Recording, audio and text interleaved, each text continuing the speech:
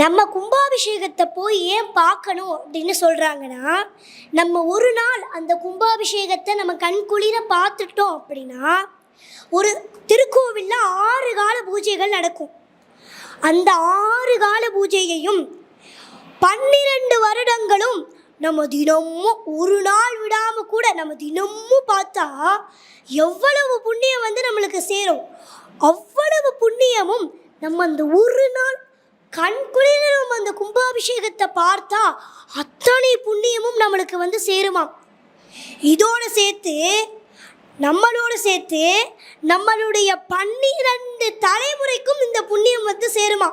அப்போ எவ்வளவு புண்ணியம் பாருங்க. அந்த ஒரு நாள் நம்ம கும்பாபிஷேகத்தை பார்த்தோன்னா எவ்வளவு புண்ணியம் பாருங்க. அதனால தான் நம்ம முன்னோர்கள் கும்பாபிஷேகத்தை போய் பார்க்கணும், பார்த்தா புண்ணியம் கிடைக்கும் அப்படின்னு நம்ம முன்னோர்கள் சொல்லியிருக்காங்க. பாரம்பரியமான KTV true value groundnut oil.